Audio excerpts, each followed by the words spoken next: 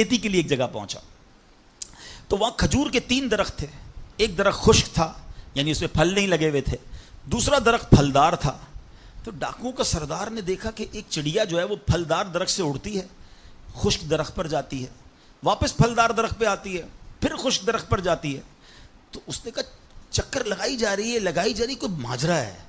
تو اس نے غور سے دیکھا تو کیا دیکھا کہ وہ چڑیا جو ہے وہ پھلدار درخت سے جو ہے وہ کھجور لیتی ہے, اور جب خشک درخت پر جاتی ہے تو وہاں ایک اندھا سانپ منہ کھولے بیٹھا ہے. وہ چڑیا جا کر اس کے منہ میں کھجور ڈال کے آتی ہے, پھر دوبارہ جاتی ہے کھجور لا کر پھر اس سانپ کے منہ میں ڈالتی ہے. وہ جب ڈاکوؤں نے دیکھا تو وہ تو حیران ہو گیا, رونے لگ گیا کہ اے اللہ پاک, یہ وہ جانور ہے سانپ جس کو مارنے کا حکم تیرے پیارے حبیب علیہ الصلوۃ والسلام نے دیا ہے, کیونکہ یہ مسلمانوں کو تکلیف پہنچاتا ہے.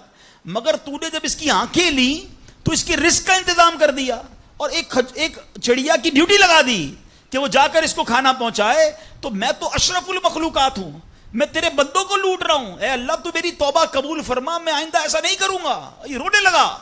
اب یہ سوچ رہا ہے, غیب سے آواز آئی کہ اے فلاں میری توبہ کا دروازہ کھلا ہوا ہے. ڈاکو کہتا ہے یا اللہ میں نے توبہ کی. پھر غیب سے آواز آئی ہم نے تیری توبہ قبول کر لی. اچھا جب اس نے توبہ کی تو اس کے سارے ساتھی سن رہے تھے, سردار آپ نے توبہ کی, ہم نے بھی توبہ کی. کہا سوچو تو صحیح, ہم ڈکیتی کر رہے ہیں, ہم چوری کر رہے ہیں, رب جب اس اندھے سانپ کو روزی دے گا تو ہمیں کیوں نہیں دے گا؟ ہم اللہ کی قدرت پر یقین کیوں نہ رکھیں؟ سب نے توبہ کر لی. اب جب توبہ کر لی تو انہوں نے کہا کہ اب ایسا کرتے ہیں کہ حج کو چلتے ہیں. سارا قافلہ بنا کر ڈاکوؤں کا قافلہ توبہ کر کے چلا حج کرنے کو. جب مکہ پاک کے قریب پہنچے نا تو وہاں ایک نابینا بڑھیا تھی. وہ ہر قافلے والے سے اس ڈاکوؤں کے سردار کا نام لے کے پوچھتی تھی وہ بندہ آیا تو ڈاکوؤں کا جب قافلہ ہے تو کہا میں ہی تو وہ ہوں. تو کہا یہ میرے کپڑے تمہارے لیے ہیں. بولا آپ مجھے کپڑے کیوں دے رہی ہیں؟ کہا میرا ایک بیٹا تھا اور وہ بیٹا جو ہے اس کے کچھ دن پہلے, بڑا نیک بیٹا تھا میرا, کچھ دن پہلے اس بیٹے کا انتقال ہوا ہے, یہ اسی کے کپڑے ہیں. 3 دن سے مسلسل نبی پاک علیہ الصلوۃ والسلام میرے خواب میں تشریف لا رہے ہیں اور فرما رہے ہیں کہ اس نام کا بندہ آئے گا, اس کو یہ کپڑے دے دینا.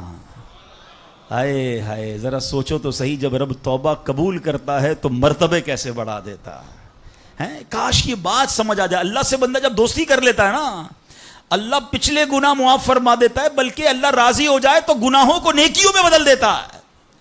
مگر کیسے اس ڈاکو کو توبہ نصیب ہوئی؟ یقین. کاش حرام کمانے والا, سود کا کام کرنے والا, کاش رشوت لینے والا, ڈاکہ ڈالنے والا, چوری کرنے والا یہ سوچے کہ میں کیوں کر رہا ہوں, ملاوٹ کرنے والا سوچے. اللہ پر بھروسہ تو رکھو یار, رب نے میرا نصیب لکھا ہوا, جو میرے نصیب میں مجھے مل کر رہے گا.